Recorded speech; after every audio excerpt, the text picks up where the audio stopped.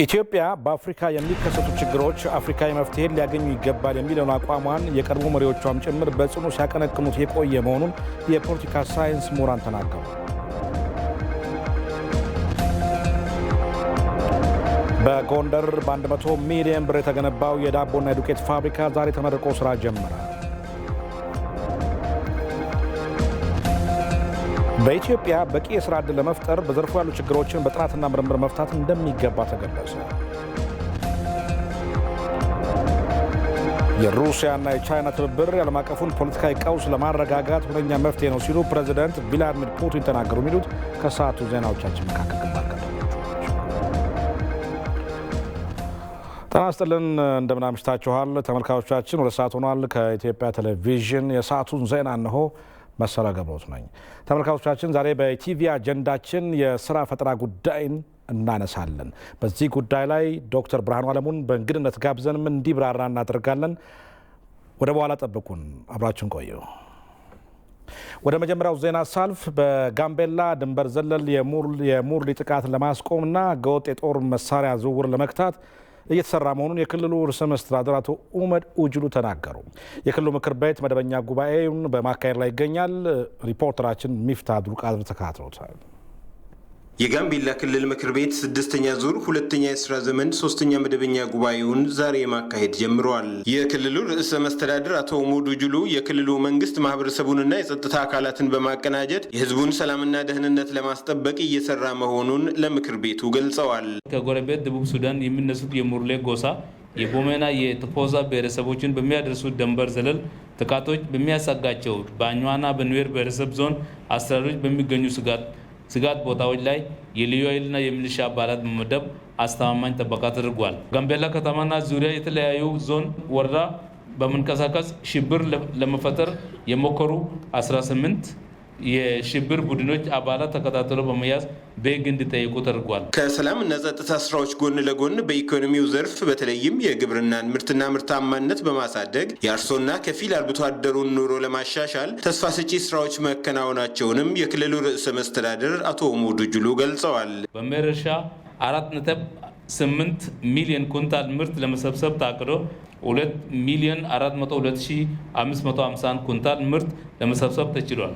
በበጋ መስኖ ስንዴ ልማት 480 ሄክታር በማልማት 16800 ኩንታል ለመሰብሰብ ታቅዶ 139.19 ሄክታር በዘር በመሸፈን በስንዴ ልማቱ 376 አርሶ አደሮች ተሳታፊ በማድረግ ተከናውኗል። ምንም እንኳን ባሳለፍነው ክረምት በክልሉ በደረሰው ከባድ የጎርፍ አደጋ በሰው በእንስሳትና በንብረት ላይ ከደረሰው ጉዳት በተጨማሪ ከ65000 ሄክታር በሚበልጥ መሬት ላይ የነበረ ሰብል ቢወድምም መልሶ ለመተካት ከሚከናወኑ ስራዎች በተጓዳኝ ጉዳት የደረሰባቸውን የህብረተሰብ ክፍሎች መልሶ ለማቋቋም ከተለያዩ አካላት ጋር በቅንጅት ሲሰራ መቆየቱንም ርዕሰ መስተዳድሩ ገልጸዋል። የክልሉ ምክር ቤት ምክትል አፈ ጉባኤ ወይዘሮ ትሁት ሐዋርያት ምክር ቤቱ ከህዝብ የተጣለበትን ኃላፊነት በአግባቡ በመወጣት የህዝቡን የሰላምና የልማት ፍላጎቶች ምላሽ እንዲያገኙ እየሰራ መሆኑን ተናግረዋል። በየደረጃ ያሉ አስፈጻሚ አካላት በመቆጣጠር በመከታተልና የወጡ ህጎችን፣ ፖሊሲዎችና ፕሮግራሞችን የህዝባችንን ሰላምና ደህንነት የሚያረጋግጥ የልማት የመልካም አስተዳደርና የዲሞክራሲ ጥያቄዎችን በአግባቡ እየመለሱ መሆናቸውን ክትትልና ቁጥጥር በማድረግ ምክር ቤቱ ከህዝብ የተጣለበትን አደራና ኃላፊነት ለመውጣት አቅም የፈቀደው ሁሉ ጥረት አድርጓል። የክልሉ ምክር ቤት በ3 ቀናት ቆይታው የአስፈጻሚ አካላትን የ2015 የመጀመሪያው ግማሽ በጀት ዓመት እቅድ አፈጻጸም ሪፖርት በጥልቀት የሚገመግም ሲሆን የቀጣይ 6 ወራት የተከለሰ የልማትና የመልካም አስተዳደር እቅድና የክልሉን የጠቅላይ ፍርድ ቤትና የዋና ኦዲት መስሪያ ቤት የስራ ክንውን ሪፖርቶችን በማድመጥ በተለያዩ ረቂቅ አዋጆች ላይ በመወያየት ውሳኔዎችን እንደሚያሳልፍ ይጠበቃል። ለኢትዮጵያ ቴሌቪዥን ለተጠናቀረው ዜና ሚፍታህ አብዱልቃድር ጋምቤላ። በጎንደር በ100 ሚሊዮን ብር የተገነባው የዳቦና የዱቄት ፋብሪካ ዛሬ ተመርቆ ስራ ጀመረ። ፋብሪካው በቀን 300,000 ዳቦ የማምረት አቅም አለው።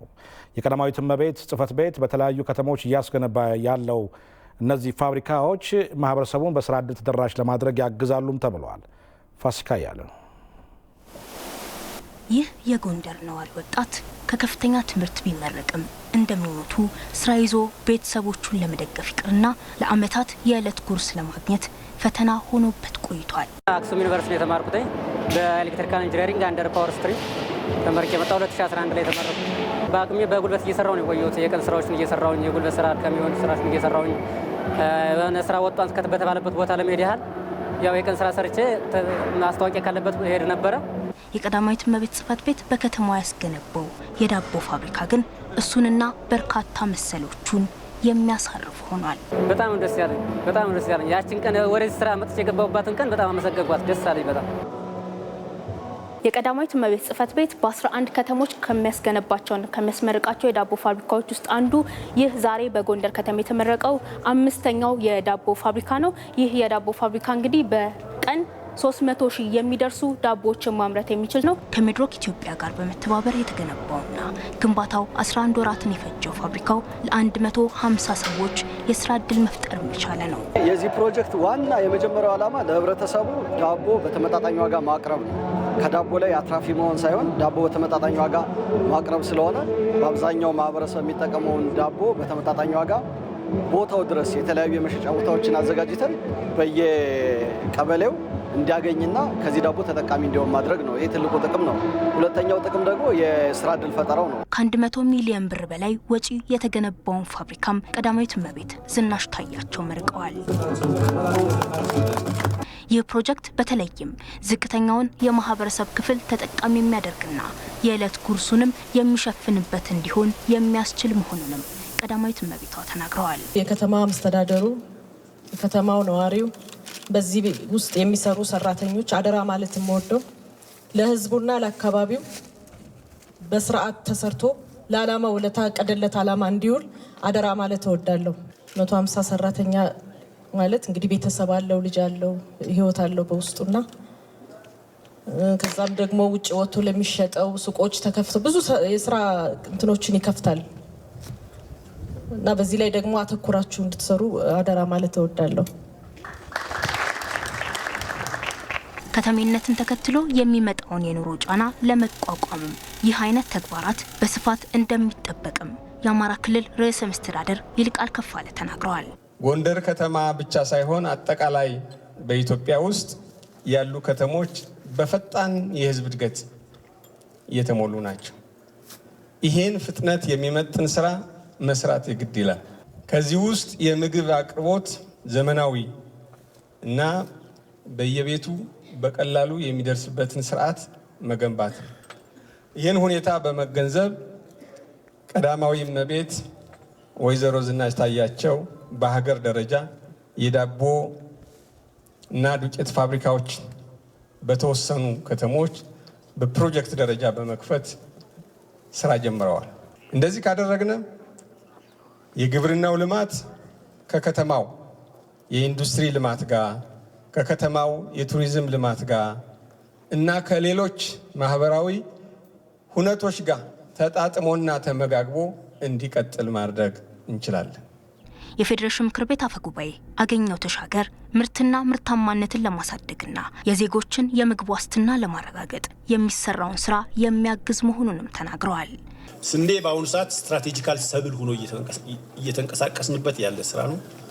በግብርና ልማታችን ውስጥ ከፍተኛ ትኩረት የተሰጠው በግብርና ስራችን ውስጥ ትልቅ ለውጥ የመጣበት ስራ እየተሰራበት ያለ ነው። ስለዚህ እነዚህ ዳቦ ፋብሪካዎችና አጠቃላይ ከግብርና ልማት ጋር የተጀመረውን ስራ አሳስሮ መቀጠል በጣም ወሳኝ ነው። ጽሕፈት ቤቱ በአጠቃላይ በ11 ከተሞች 12 የዳቦ ፋብሪካዎችን የመገንባት እቅድ የያዘ ሲሆን እስካሁንም በአዲስ አበባ፣ በአጋሮ፣ በወላይታ ሶዶና ሐዋሳ የዳቦ ፋብሪካዎችን ገንብቶ ወደ ስራ አስገብቷል። በቦንጋ ከተማ ግንባታው ተጠናቆ ለምርቃት ዝግጁ ከሆነው ውጪ ሌሎች ቀሪዎቹ ያልተመረቁ 5 ከተሞች ላይ የዳቦ ፋብሪካዎች ግንባታቸው ቀጥሏል።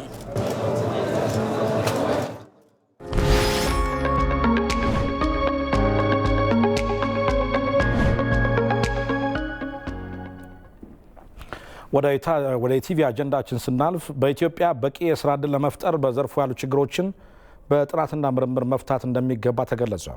የኢትዮጵያ የፖሊሲ ጥናት ኢንስቲትዩት ከኖርዌይ የምርምር ካውንስል ጋር በመሆን በዘርፉ የሚታየውን ክፍተት ለመቀነስ የሚያስችል ጥናት አቅርበዋል። በጥናቱ የስራ ዕድል ከመፍጠር ባለፈ የሰራተኞችን ውጤታማነት ማሳደግ ላይ መሰራት እንዳለበትም ተመላክቷል። ብርሃን እያየው የኢትዮጵያ ፖሊሲ ጥናት ኢንስቲትዩት ከልዩ ልዩ ዓለም አቀፍ ተቋማት ጋር በመተባበር በስራ አጥና በልማት ዙሪያ ምርምሮችን ያካሂዳል። ምርምሩን ከሚያካሂዱት መካከል አንዱ የሆኑት ዶክተር ጥጋቡ ደጉ ናቸው።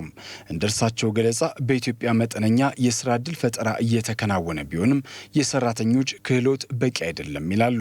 ተግዳሮቶች አሉ። ስራን በተመለከተ አንዱና የመጀመሪያው በቂ የሆነ የስራ እድል መፍጠር አለመቻል ነው። በአሁኑ ሰዓት የኢትዮጵያንም ጭምር እንደምታየው ብዙ ተማሪዎች እየተመረቁ ይወጣሉ፣ ብዙ የሰው ኃይሉ እየጨመረ ይሄዳል። ነገር ግን በቂ የሆነ ስራ የለም። አንዳንድ ጊዜ ደግሞ በተቃራኒው ድርጅቶች ሰራተኛ አጣን ይላሉ። ሌላ ደግሞ በተለይ ስራ አጥነት ብቻ አይደለም። ስራ አጥነት ብቻ ሳይሆን ተቀጥሮ ራሱ በአብዛኛው መስራት ያለበትን ሰዓት ግን እየሰራል። በጣም ጥቂት ስራ ሰዓት ይሰራል። በዚህ ምክንያት ተቀጥሯል ተብሎ ይታሰባል እንጂ የሚፈለገውን ያህል ምርትም እየመጣ አይደለም።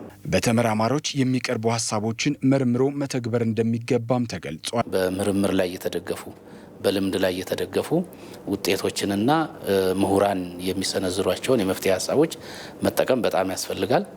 ስለዚህ የስራ ዕድል ፈጠራ እንደ ማንኛውም ተግባር በዘልማድ የሚመራ ሳይሆን በአጠቃላይ መፍትሄ የሚያመላክቱ ችግር የሚፈቱ የጥናትና ምርምር ስራዎች የሚደገፍ መሆን አለበት። ከዚህ ተመስርቶ ዘርፉ የሚመራባቸውን ፖሊሲዎች፣ ስትራቴጂዎች፣ እቅዶች መቀየር፣ ማሻሻል ይቻላል። ለአብነት የጥቃቅንና አነስተኛ እንዲሁም መካከለኛ ኢንተርፕራይዞች ስትራቴጂ አገሪቱ እያሻሻለች ነው። የፖሊሲ ጥናት ኢንስቲትዩትም ከኖርዌይ የምርምር ማዕከል ጋር በመሆን ፖሊሲ አውጪዎቹ የተመራማሪዎችን ሀሳብ እንዲተገብሩ ጥሪ አቅርበዋል። ዜጎች በስራ ዙሪያ የአመለካከት ለውጥ ሊያመጡ እንደሚገባም የኢንስቲትዩቱ ዋና ዳይሬክተር ፕሮፌሰር በየነ ጴጥሮስ ጠይቀዋል። እኔ ባንክና ኢትዮጵያ አየር መንገድ ነው መቀጠር የሚፈልገው ይልና ምናልባት እዚህ የሌዘር ስራ ውስጥ የጫማ ምናምን ስራ ውስጥ ቢመደብ ይሄን አልፈልገውም ብለን ድሃም ሆኖ ስራ አጥም ሆኖ እዚህ አይነት የአስተሳሰብ ችግር አለ። ስለዚህ እነዚህን ነገሮች ፈትሾ አይቶ ስልጠናውንም ማቀናጀት፣ ቀጣሪውም የሚፈልገውን ቀደም ብሎ በአግባቡ ማሳወቅ የመሳሰሉትን እንግዲህ ጠቋሚ ነገሮች ነው የምናሳየው ማለት ነው። በኢትዮጵያ በየዓመቱ ከ6 ሚሊዮን በላይ ለሚሆኑ ዜጎች የስራ ዕድል መፈጠር እንዳለበት ጥናቶች ያመለክታሉ። በዚህ ጉዳይ ላይ ተጨማሪ ማብራሪያ ሊሰጡን በፖሊሲ ጥናት ኢንስቲትዩት የማህበራዊ ደህንነት ፖሊሲ ጥናት ማዕከል አስተባባሪ ዶክተር ብርሃኑ አለሙን በቀጥታ መስመራችን ላይ ጋብዘናቸዋል። እንደምናመሹ ዶክተር ብርሃኑ፣ እንግዲህ ቀደም ሲል በተካተልነው ዜና ላይ በኢትዮጵያ በተለይ በቂ የስራ ዕድል ለመፍጠር አንዱ እንግዲህ የጥናትና ምርምር ስራዎችን ማከናወን እንደሆነ ተገልጿልና ምናልባት በእርስዎ ደግሞ አስተያየት እንደ ባለሙያ ምን እንደው እርስዎ ከጥናትና ምርምር በተጨማሪ ከዚህ ባለፈ ምን መሰራት አለባቸው ይላሉ እንደዚህ በቂ የስራ ዕድል ለመፍጠር? አመሰግናለሁ መሰለ። ትክክል ነው። የሀገሪቱን የስራ ዕድል ችግር ለመፍታት በዋናነት ምንድናቸው የችግሮቹ ምንጮች ብለን መለየት በጣም ወሳኝ ነው። ከዛ ባለፈ እንደሚታወቀው በሀገራችን እንደ ባህል ሆኖ የቆየው ሰው ሲማር ስራን ለመፍጠር ሳይሆን ለመቀጠር ነው የሚያስበው። ይህ እንደ ባህል ሆኖ የቆየ ከታችኛው ክፍል ጀምሮ እስከ ሶስተኛ ኦር እስከ ከፍተኛ ትምህርት ተቋም ድረስ ያለ ባህሪ ነው። ምንድን ነው ተማሪ ሲማር ለስራ ያለው ስራን ለመፍጠር ሳይሆን እቀጠራለሁ፣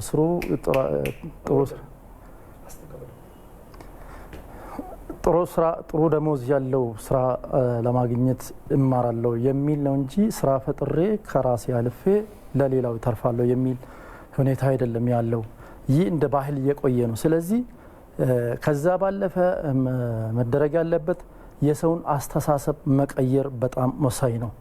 ምንድነው ይህ ባህል ሆኖ የቆየው የስራ ፍላጎት የስራ ፈላጊነት ባህሪ ወደ ስራ ፈጣሪነት ባህሪ ማሸጋገር ማሳደግ የሚማረው ሰው ስራን ተቀጥሮ ለመስራት ሳይሆን ፈጥሮ ለሌላም መትረፍ እንደሚቻል ያን ማሰብ መቻል አለበት። ሌላኛው ደግሞ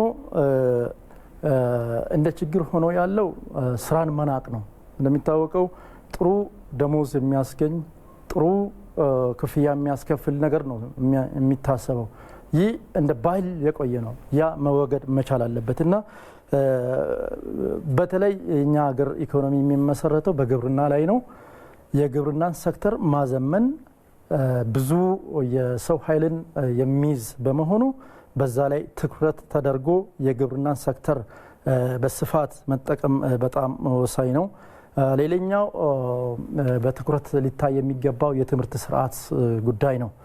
በሀገራችንም እንደሚታወቀው የትምህርት ስርዓታችን የነበረው በቲዮሪ ላይ ኦር ጀስት ፋክቶቹ ላይ ነው እንጂ የስራ ፈጠራን የሚያበረታታ አልነበረም።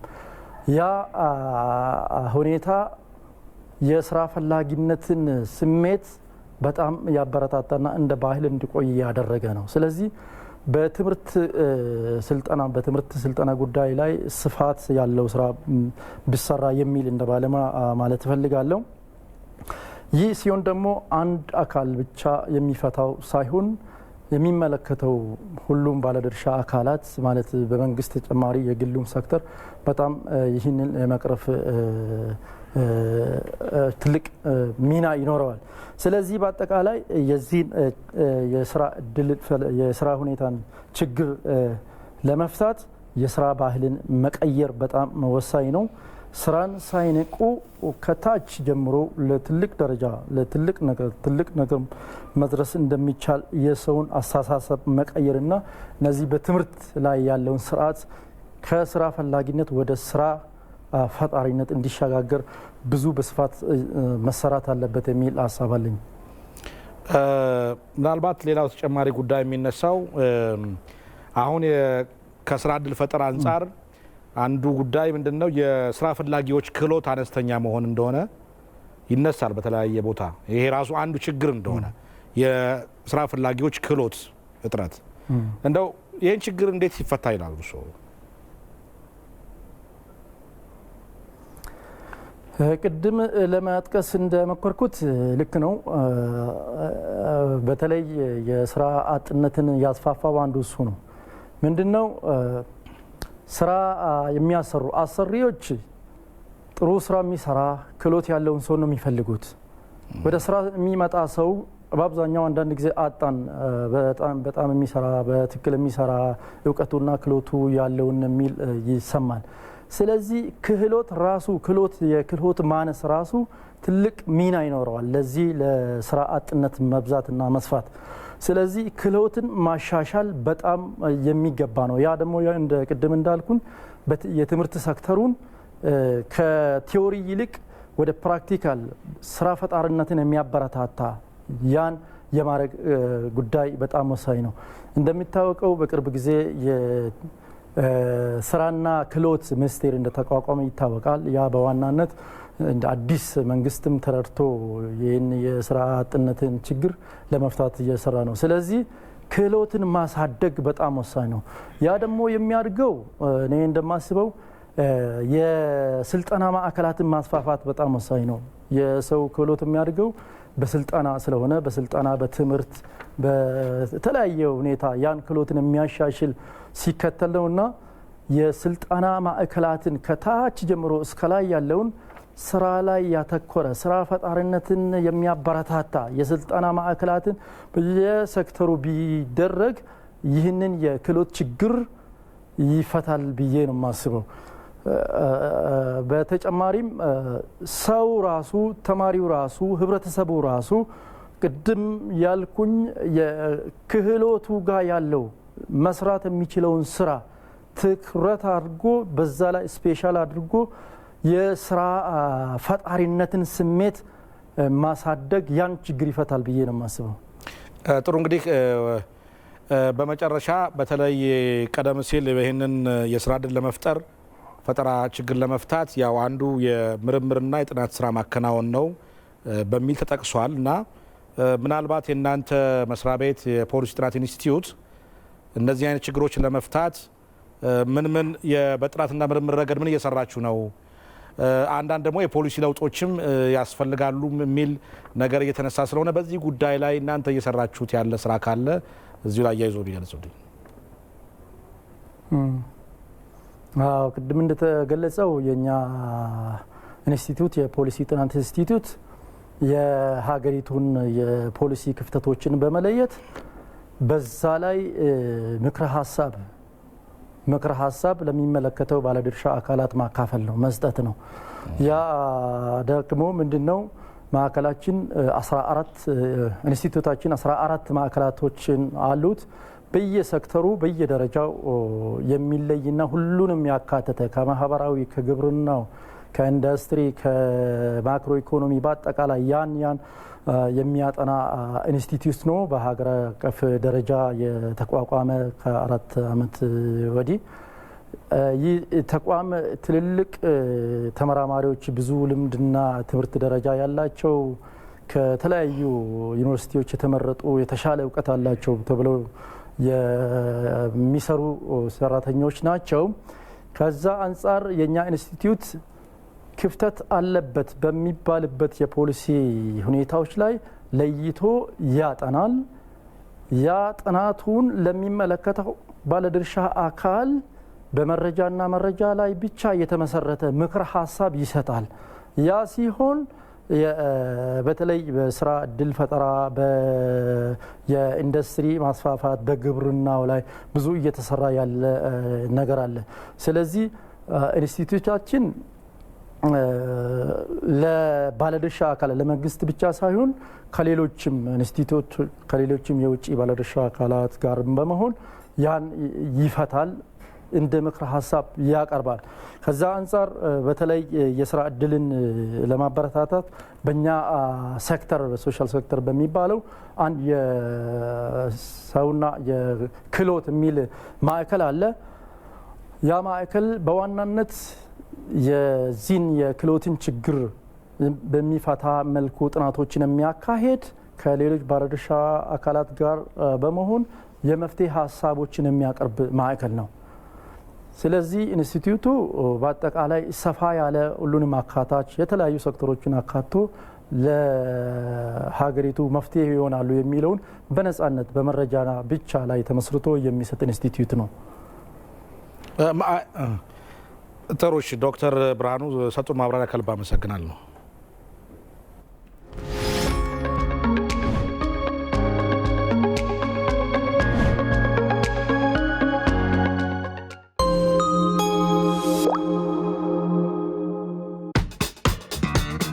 የምስራች እነሆ የኢትዮጵያ ንግድ ባንክ ኢትዮ ዳይሬክት የተሰኘ ዲጂታል የሐዋላ አገልግሎት ይዞሎት መጥቷል። እርሶም ቤተሰቦም ሳይንገላቱ በቪዛና ማስተር ካርድ ክሬዲት ወይም ዴቢት ካርዶን በመጠቀም ወዲያውኑ በስልኮ ወደ ወዳጆ የኢትዮጵያ ንግድ ባንክ አካውንት ገንዘብ ይላኩ። የወዳጆን የኢትዮጵያ ንግድ ባንክ የሂሳብ ቁጥር ያስገቡ። የሚልኩትን የገንዘብ መጠን በማስገባት የሚጠይቁትን የክሬዲት ወይም ዴቢት ካርዶን መረጃ በማስገባት ፔይ ናው ማለት ብቻ። ወዲያውኑ ገንዘቦ ወደ ወዳጆ አካውንት ውስጥ መግባቱን ለእርሶ በኢሜል አድራሻው ለወዳጆ ደግሞ በአጭር የጽሑፍ መልእክት ይደርሳቸዋል። ምን ይሄ ብቻ! መተግበሪያውን አውርደው ለመጀመሪያ ጊዜ ሲልኩ ተቀባዩ ከሚላክለት ገንዘብ በተጨማሪ የገንዘቡን 10% በስጦታ መልክ ይበረከትለታል። ቀላል፣ ፈጣን፣ አስተማማኝ፣ በነፃ የሚያስተላልፉበት ኢትዮ ዳይሬክት። የኢትዮጵያ ንግድ ባንክ ሁሌም የሚተማመኑበት ባንክ።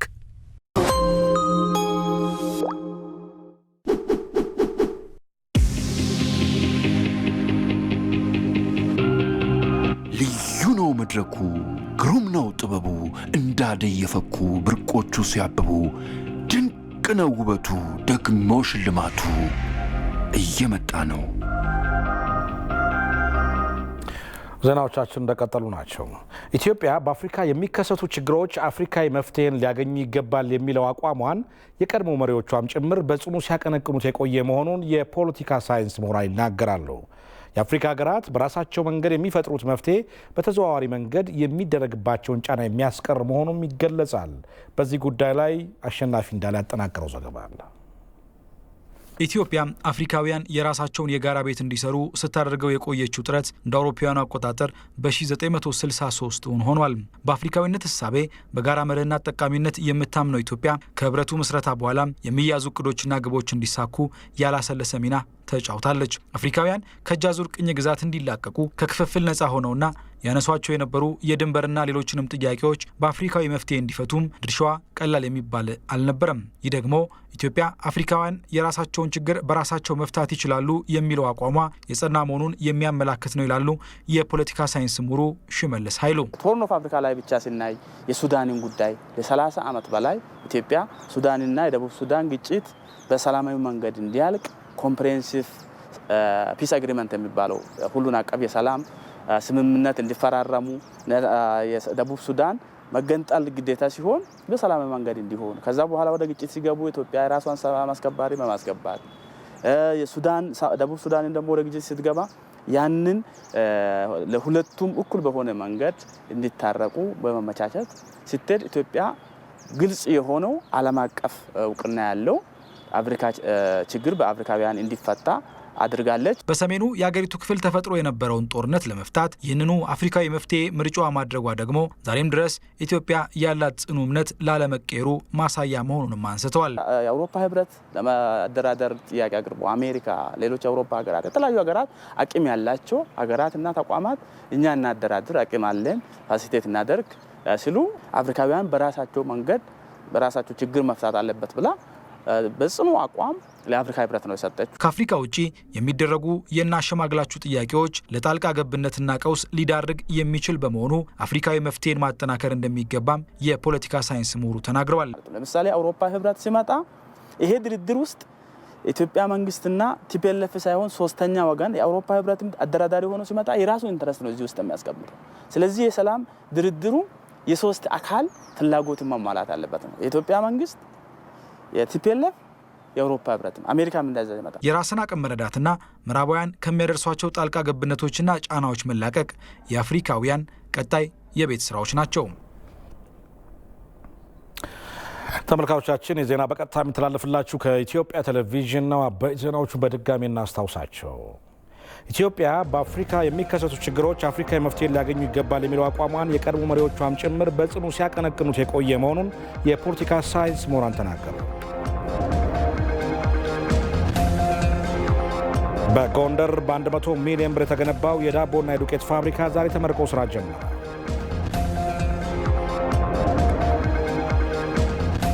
በኢትዮጵያ በቂ የስራ ዕድል ለመፍጠር በዘርፉ ያሉ ችግሮችን በጥናትና ምርምር መፍታት እንደሚገባ ተገለጸ። የሩሲያና የቻይና ትብብር ዓለም አቀፉን ፖለቲካዊ ቀውስ ለማረጋጋት ሁነኛ መፍትሄ ነው ሲሉ ፕሬዚደንት ቭላድሚር ፑቲን ተናገሩ።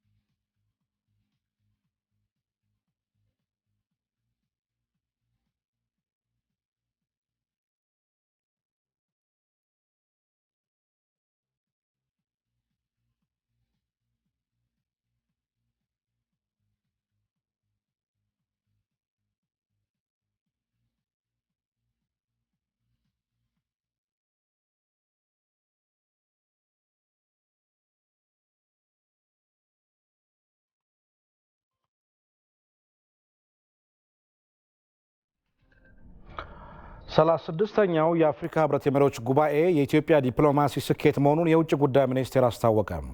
ከ36ኛው የአፍሪካ ህብረት የመሪዎች ጉባኤ በተጓዳኝ ኢትዮጵያ የተሳካ የዲፕሎማሲ ስራ ማከናወኗን የውጭ ጉዳይ ሚኒስቴር ቃል አቀባይ አምባሳደር መለስ አለም ገልጸዋል። ተስፋዬ ጫኔ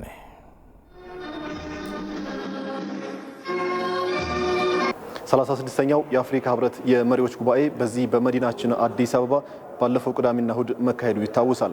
ጉባኤው በርካታ ዜጎች የሚሳተፉበት እንደመሆኑ መጠን አዲስ አበባም ይህንን የሚመጥን ዝግጅት ስታደርግ ቆይታ ጉባኤውን በስኬት አጠናቃለች። አዲስ አበባ ለቀናት ያስተናገደችው የአፍሪካ ህብረት በመሪዎችም ደረጃ የተካሄደው ስብሰባ ከተባበሩት መንግስታት ድርጅት ጠቅላላ ጉባኤ ጋር የሚቀራረብ ባህሪን የነበረው በዚህ ደረጃ ዓለም ላይ የሚካሄዱ ትላልቅ ስብሰባዎች የሉም። በውጤቱም ሀገራችን የአፍሪካ የፖለቲካም የዲፕሎማሲ መዲና መሆኗን ያረጋገጠችበት ነውና ዓመታዊ የመሪዎች መጥቶ የመመለስ ጉዳይ አይደለም። በዚህ ጉባኤ ላይ እንግዲህ ከ53 በላይ የሚሆኑ የአፍሪካ ሀገራት መሪዎችና በተለይ ደግሞ ዓለም አቀፍ የመገናኛ ብዙሃንም ጭምር ሰፊ ሽፋን ይሰጡት እንደነበር ተነስቷል። 53 አገሮች ተሳታፊዎች ነበሩ። ይሄ ማዕቀብ ላይ ያሉትን ሳንዘነጋ ነው። 29 የሚሆኑ የአገራት መሪዎች ነበሩበት። 4 ጠቅላይ ሚኒስትሮች እንደዚሁ ነበሩ። 5 ምክትል ፕሬዝዳንቶች፣ 1 የፓርላማ ምክትል ፕሬዝዳንት፣ 14 የውጭ ጉዳይ ሚኒስትሮች ተሳትፈዋል። ይሄ ከአፍሪካውያን ነው። ከአፍሪካውያን ውጭ የበርካታ ሀገሮች የውጭ ጉዳይ ሚኒስትሮች ከፍተኛ ባለስልጣኖች ተሳትፈዋል። ከአሜሪካ እስከ ስፔን፣ ከኖርዌይ እስከ ፖርቱጋል እና ኳታር እና ሌሎችም የተሳተፉበት ስብሰባ ነው። 358 የተለያዩ ሀገር ዲፕሎማቶች መሪዎችን ተከትለው መጥተዋል። 36ኛው የአፍሪካ ህብረት የመሪዎች ጉባኤ በዚህ በአዲስ አበባ ሲካሄድ ታዲያ አዲስ አበባ እንግዶቿን ተቀብላ ከማስተናገዷን ባለፈ በተለይ አሁናዊ የሀገሪቱን ወቅታዊ የሰላምና ጸጥታ ጉዳይ ለዓለም አቀፉ ማህበረሰብ እንዲሁም ደግሞ ለአፍሪካ መሪዎች በማስረዳትና በሌሎች በኢኮኖሚ ዘርፎችም ከሌሎች መሪዎች ጋር ውይይቶችን በማድረግ በኩል በርካታ ስራዎች ስለመከናወናቸውም ተነስተዋል። በመሪዎች ደረጃ በክቡር ጠቅላይ ሚኒስትር ደረጃ ከ20 የሀገራት መሪዎች የዓለም አቀፍ ድርጅቶች ተወካዮች ጋር የኢትዮጵያን ወቅታዊ ሁኔታ ለማስረዳት የሁለትዮሽ ግንኙነቱ የበለጠ እንዲጠናከር የሚያስችሉ ውይይቶች ተካሂደዋል። በክቡር ምክትል ጠቅላይ ሚኒስትርና የውጭ ጉዳይ ሚኒስትር አቶ ደመቀ መኮንንም እንደዚሁ ወደ 20 የሚጠጉ ውይይቶች ተካሂደዋል። ከሀገራት ጋር ከዓለም አቀፍ ድርጅቶች ተወካዮች ጋር ውይይት ተካሂደዋል። በውጭ ጉዳይ ሚኒስትር ክቡር አምባሳደር ምስጋኑ አርጋማ አማካኝነት በተመሳሳይ ወደ 10 የሚጠጉ ውይይቶች ከሀገራት ጋር ከዓለም አቀፍ ድርጅቶች ጋር ተካሂደዋል። እነዚህ ውይይቶች አንድም ኢትዮጵያ አሁን ያለችበትን ወቅታዊ የሰላም የልማት ሁኔታ ለማስረዳት መልካም አጋጣሚ ይፈጥራል። የአፍሪካ ህብረት በ2063 አጀንዳው አሳካቸዋለሁ ብሎ ካቀዳቸው ጉዳዮች መካከል የአህጉሪቷን ሰላምና ጸጥታ እውን ማድረግ ነው። ነገር ግን አሁን ላይ በተለያዩ የአህጉሪቷ አካባቢዎች እየተከሰቱ ያሉ እነዚህ የጸጥታ ችግሮች ለህብረቱ ፈተና ሆነው ቀጥለዋል። በቀጣይም የተለያዩ ጠንካራ እርምጃዎችን መውሰድ ካልቻለ ህብረቱ 2063ን በስኬት ያጠናቅቃል ተብሎ አይጠበቅም። የውጭ ዜና። የሶማሊያ መንግስት በአልሸባብ ላይ የተጠናከረ እርምጃ እየወሰደ መሆኑን አስታወቀ። የሶማሊያ መንግስት ወታደሮች በሰሜናዊ ሞቃዲሾ አብዲ አሲዝ በተባለ ስፍራ በሚገኝ መኖሪያ ቤት ላይ በአልሸባብ ለደረሰ የ10 ንጹሃን ዜጎች ግድያ ምላሽ መስጠት ጀምረዋል። ጥቃቱ በአልሸባብ የተፈጸመ መሆኑን የገለጸው የሀገሪቱ መንግስት የጸጥታ ኃይሎች ሰላማዊ ዜጎችን መከላከል እንደቻሉ ገልጸዋል። አልሸባብ በጥቅምት ወር በሞቃዲሾ በሚገኘው የትምህርት ሚኒስቴር ውስጥ በመኪና ላይ በፈጸመው ጥቃት 121 ሰዎች ከተገደሉ ወዲህ ይህኛው ጥቃት የመጀመሪያው ነው ተብሏል። በተደጋጋሚ የአልሸባብ ጥቃትን ለመከላከል ከቅርብ ወራት ወዲህ የሶማሊያ ጦርና የአካባቢው ጎሳ ሚሊሻዎች እንዲሁም በአሜሪካና በአፍሪካ ህብረት እየተደገፉ ያሉ ታጣቂዎች እርምጃ በመውሰድ ላይ ባሉበት ወቅት መሆኑ ታውቋል። ይህ እርምጃ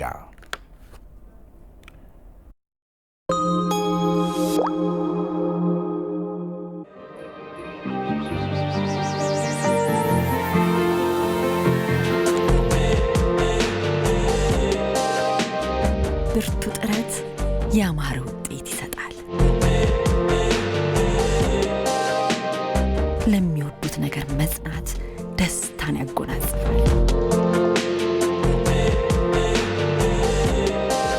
የድካም ውጤትን መመልከት እርካታን ይቸራል።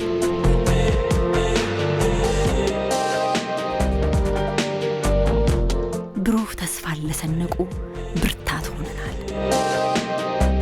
ከአንድ ክፍለ ዘመን በላይ ለስኬት ከተጉት ጋር አብረን ቆመናል።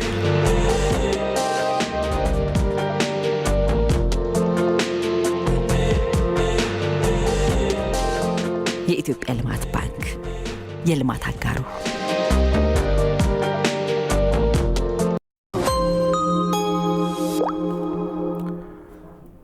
የሩሲያና የቻይና ትብብር የዓለም አቀፉን ፖለቲካዊ ቀውስ ለማረጋጋት ሁነኛ መፍትሄ ነው ሲሉ ፕሬዚደንት ቭላዲሚር ፑቲን ተናገሩ። ፕሬዚደንቱ ከቻይና የውጭ ጉዳይ ኮሚሽን ዳይሬክተር ዋንግ ይ ጋር በሞስኮ መክረዋል። አሸናፊ እንዳለ የቃላት ሽኩቻው ፉከራና ማስፈራሪያው ወደ ተግባር ሊቀየር የደረሰ ይመስላል። አገራት ጎራቸውን እየለዩ አስተላለፋቸውን እየመረጡና በምስጢር ይመክሩ የነበሩትን ጭምር ወደ አደባባይ ይፋ ያወጡት ነው። ጉዳዩ የሁለት ሀገራት ጦርነት ብቻ ሳይሆን በድጋሚ ቀዝቃዛው የዓለም ጦርነትን ለመጀመር ምክንያት እየሆነ ነው የሚሉም በርከት እያሉ ነው። በቀላሉ ይቋጫል ተብሎ የተጠበቀው የሩሲያና ዩክሬን ጦርነት አንድ ዓመቱን ሊደፍን ተቃርቧል። ይህ ሳምንት ደግሞ ነገርየው እየተባባሰ እንደሚሄድና በዛቻ ታጅቦ የሰነበተው ጡንቻ መለካካት ሊፈተሽ መሆኑን እውን ያደረገ ሆኗል። የጆ ባይደን በድንገት በኬቭ መከሰት የግማሽ ቢሊዮን ዶላር የጦር መሳሪያ ድጋፎችን ቃል መግባትና 2023 የድል ዓመታችን ናት ፉከራ ለሩሲያ ያለው መልእክት የሚናቅ አይደለም። እንደተባለውም ፑቲን ቆራጥ እርምጃዎቻቸውን ጀምረዋል። በተለይም ደግሞ አሜሪካን የሚጎረብጣትንና የማትፈልገውን ከቻይና ጋር ያላቸውን ግንኙነት ጭምር ማጠናከርን እንደ አንድ የመፍትሄ አማራጭ ወስደውታል። ቻይና በሩሲያ ዩክሬን ጦርነት ገለልተኛ መሆኗን በተደጋጋሚ ብታሳውቅም አንዳንዶች ግን ለሩሲያ ያጋደለ ገለልተኝነት አላት በሚል ይከሷታል። ሰላማዊ የሆነ መፍትሄ ይበጃል የምትለው ቻይና ይህ አቋሟ የጸና መሆኑን እያሳወቀች ነው። አሜሪካ ደግሞ ሩሲያ ዩክሬንን ወራለች ያላለ ሁሉ የሩሲያ ደጋፊ አድርጎ የመቁጠር አባዚዋ ሊለቃት አልቻለም። ለዚህም ነው ቻይና ሩሲያን እየደገፈች ነው፣ ይህ ደግሞ አደገኛ ነው ስትል የምትከሰው። ለዚህ ደግሞ በማሳያነት የምታነሳው የቻይና የግል ድርጅቶች የቴክኖሎጂ ድጋፍ እያደረጉ ነው የሚለውን ነው።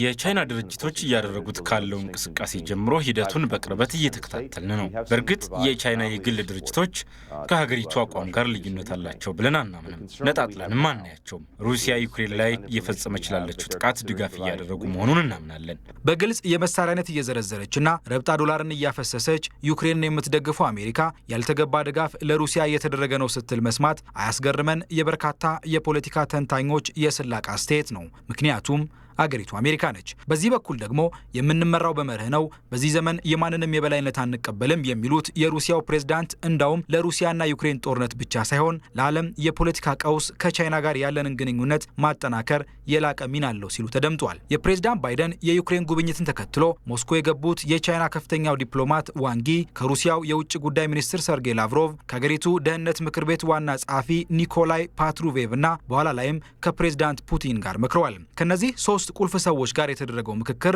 በመገናኛ ብዙሃን ለግብዓትነት የዋለው ዜና በ2024 የንግድ ትስስራችንን 200 ቢሊዮን ለማድረስ የያዝነውን እቅድ እናሳካለን፣ ግንኙነታችን ባቀድነው መስመር እየሄደ ነው፣ ይሁን እንጂ ነገርየው ሌላም መልክ ያለው ነው የሚሉ አሉ። በተለይም ደግሞ የኤዥያ ፓሲፊክ ቀጠናን ሰላም ማስጠበቅ፣ የቀዝቃዛው ጦርነትን በድጋሚ ለመጀመር የሚደረግ እንቅስቃሴና ሀሳብ መዋጋት እንዲሁም ዴሞክራሲን ማስፈን ይካተቱበታል። እነዚህ ሂደቶች ደግሞ በጦር መሳሪያ ድጋፍና ጥምረት ጭምር የሚደረጉ እንጂ በወረቀት ፊርማ ላይ ብቻ የሚቀሩ ባለመሆናቸው ነው በርካቶችን ውይይቱ አንድምታው ሌላ ነው እንዲሉ ያስገድዳቸው። እንደ ፕሬዝዳንት ፑቲን ገለጻ ደግሞ ከቻይናው ፕሬዝዳንት ጋር ያላቸው ቀጠሮውን ሲሆን ነገሮች የበለጠ ሊጠነክሩ እንደሚችሉ ነው።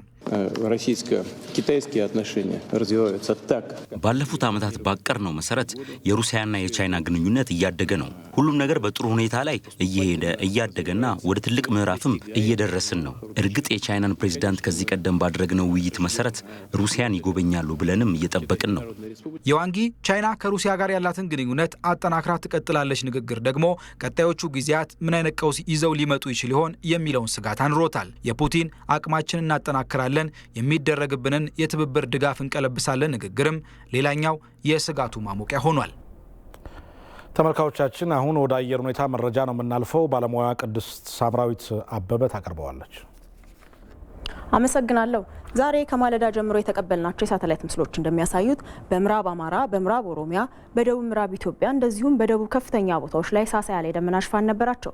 በነገው ዕለትም የወቅቱ ደረቅ ፀሐያማና ሞቃታማው የአየር ሁኔታ በአብዛኛው የሀገሪቱ ክፍሎች ላይ በተመሳሳይ ሁኔታ እንደሚቀጥል የሚጠበቅ ሲሆን የቀኑ ከፍተኛ የሙቀት መጠን በምዕራብ አጋማሽ፣ በሰሜን ምስራቅ እንደዚሁም በደቡብ ምስራቅ ቆላማ ቦታዎች ላይ ከ35 ዲግሪ ሴልሺየስ በላይ እንደሚሆኑ የትንበያ መረጃዎቻችን ይጠቁማሉ። በመጨረሻም በነገው ዕለት በአንዳንድ ዋና ዋና ከተሞች የሚኖረውን የአየር ሁኔታ ስንመለከት በጎንደር፣ አዲስ አበባ፣ አዳማና ሐረር ፀሐያማ፣ በተመሳሳይ በነቀምቴ፣ ላሊበላ፣ አርባ ምንጭ፣ ሰመራና አዲግራት ፀሐያማ ሆነው ይውላሉ። ለዕለቱ የነበረን የአየር ትንበያ መረጃ ይህን ይመስል ነበር። መልካም ምሽት። እንግዲህ ተመልካቾቻችን ከኢትዮጵያ ቴሌቪዥን በቀጥታ የተላለፉላችሁ የምሽት ዜናዎቻችን እነዚሁ ነበሩ። በሰላም አመሹ።